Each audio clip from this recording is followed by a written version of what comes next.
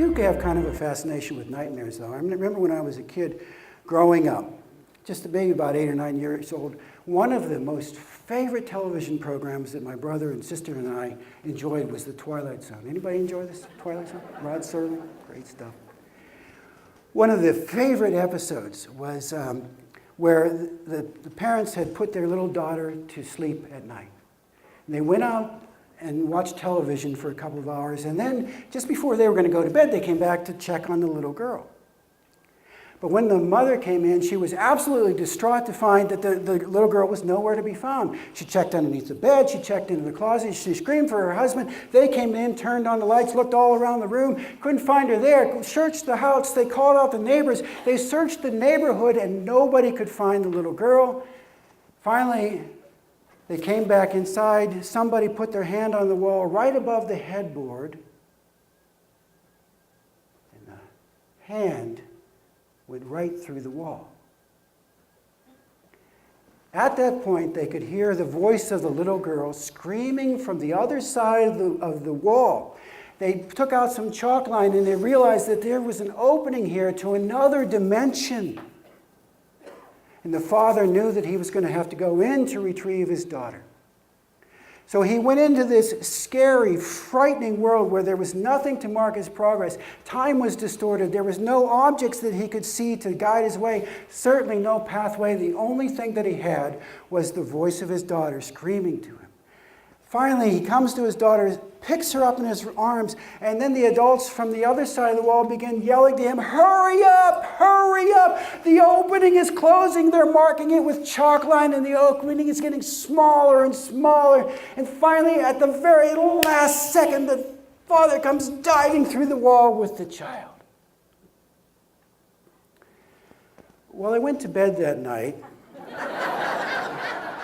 thinking about that episode. And finally I fell asleep. Woke up in the middle of the night and my pillow was gone.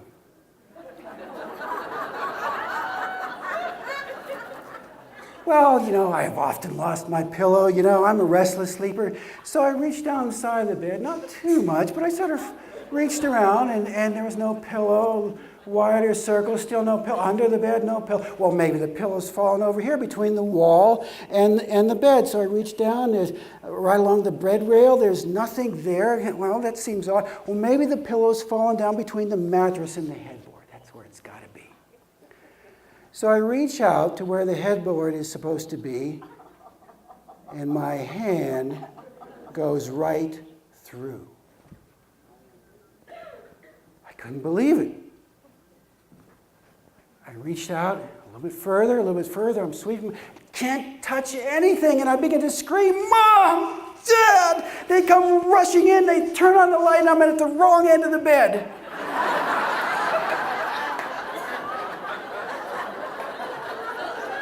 Terrifying.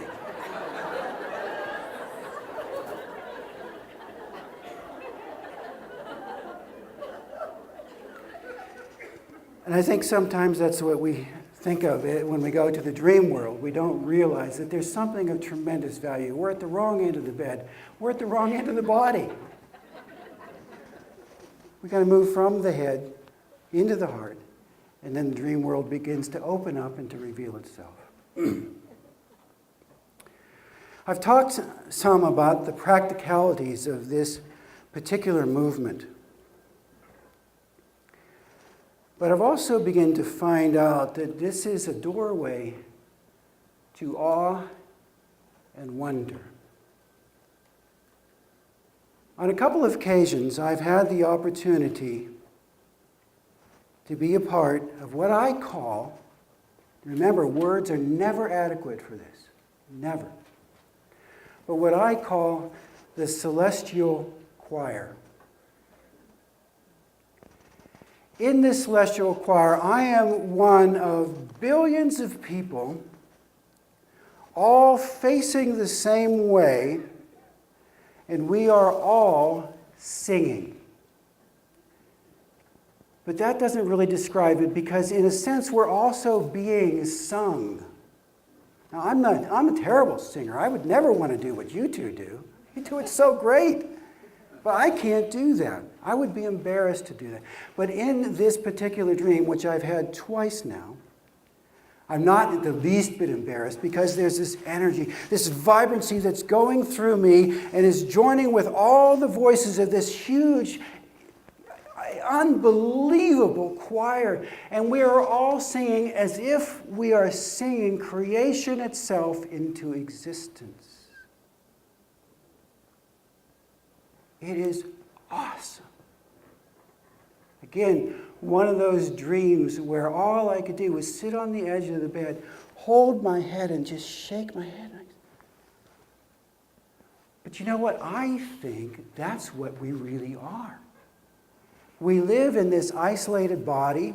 We live in this small world that is dominated by the ego. And we forget that we are in connection with all that it is, and that we are singing creation into being, and that the energy of the universe is moving through us to a larger purpose.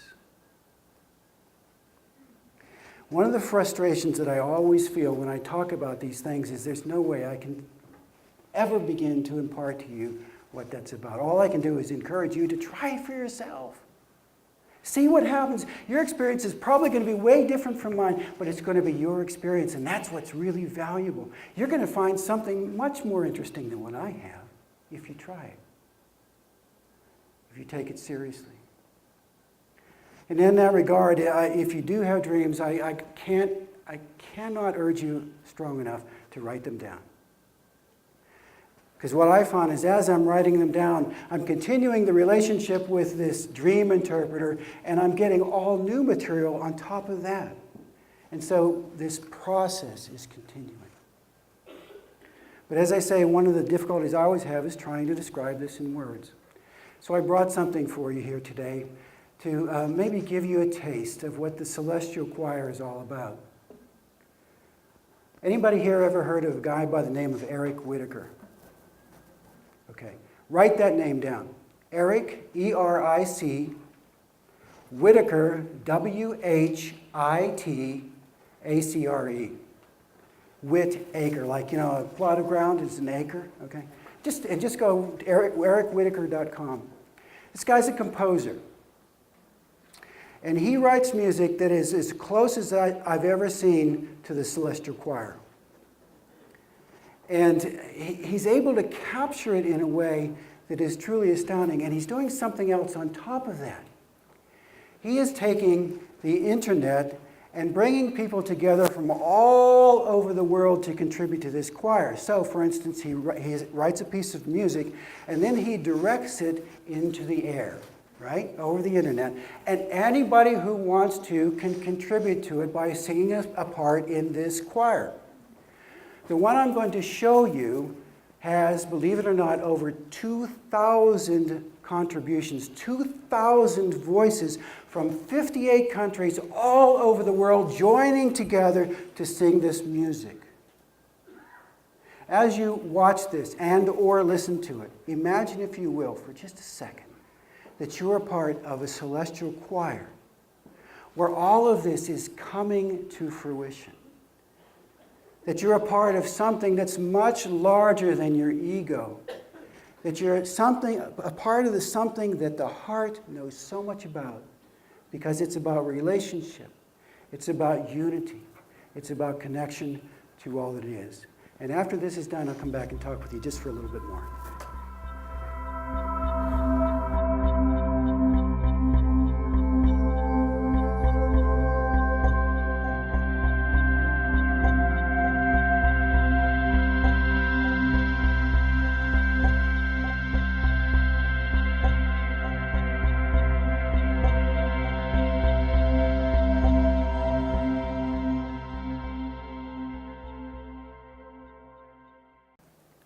Do you like that?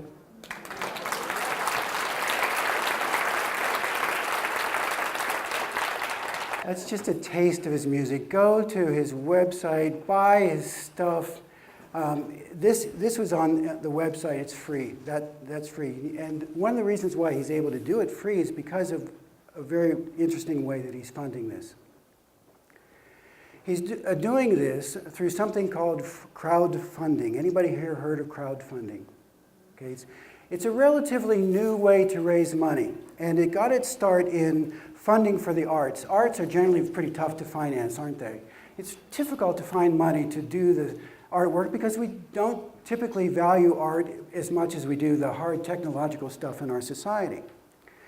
Well, Kickstarter.com was a web platform that got started in order to fund the arts.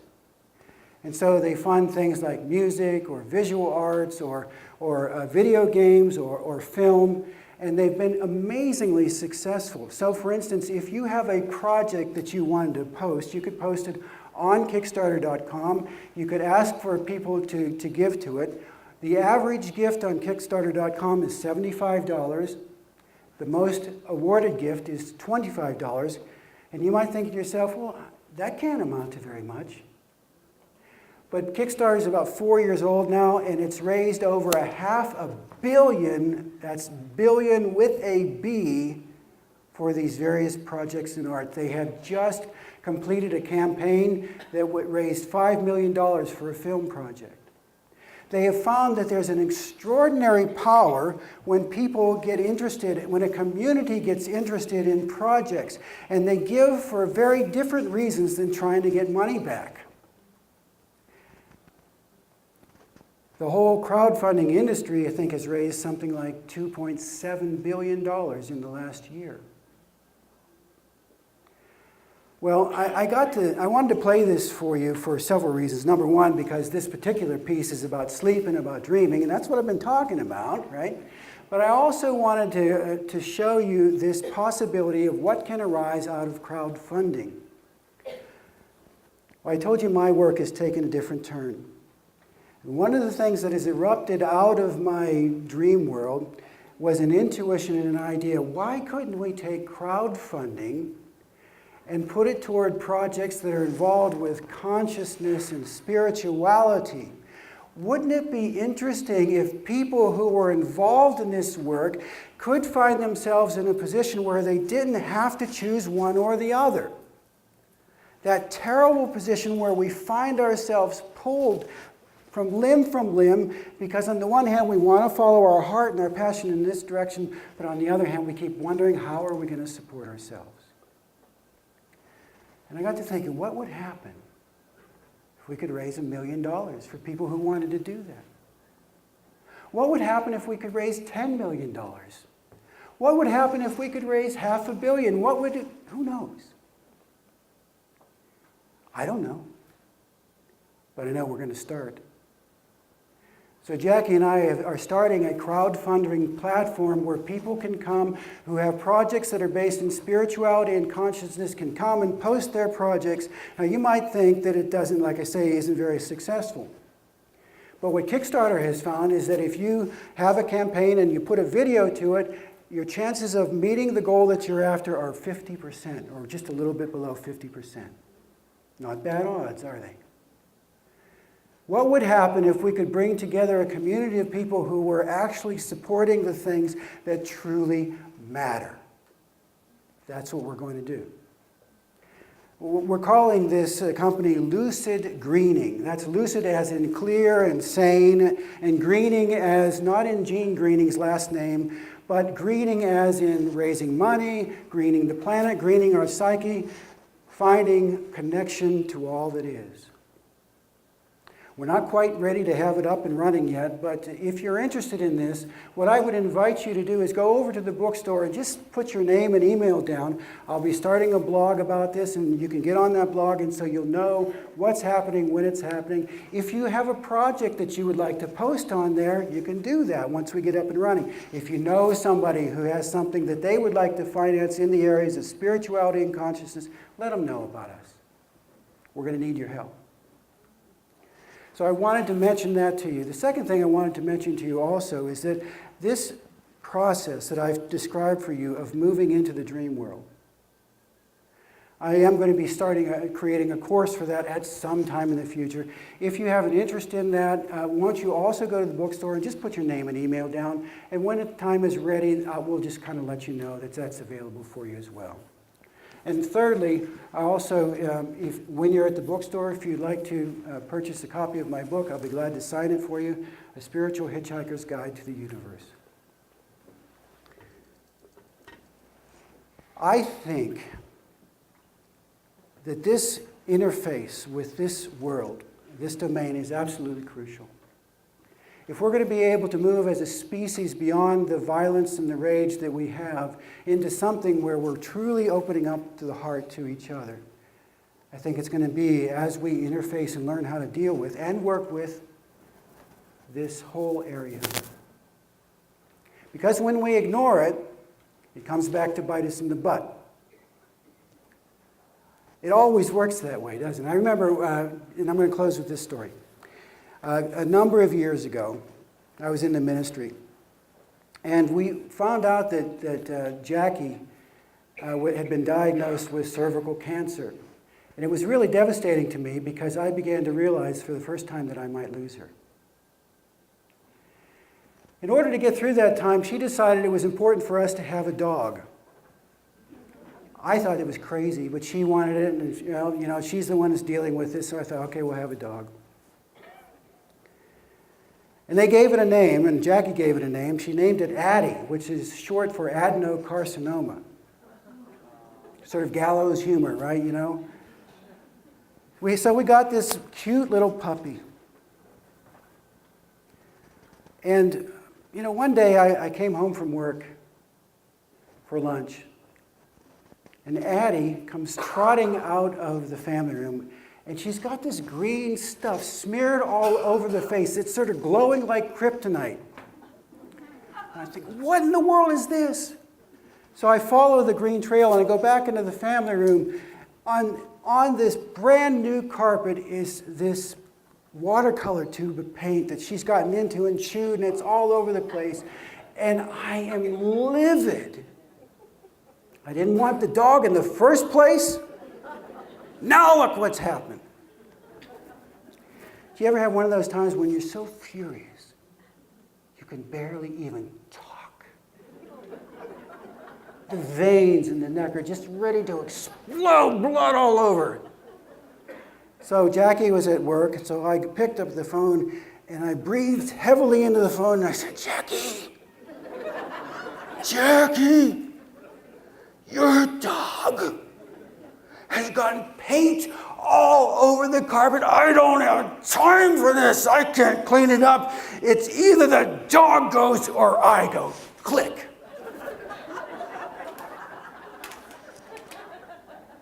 So I went to work, calmed down a bit, came back home for dinner, and I see Jackie and our 3 children and the dog, they're all in conference.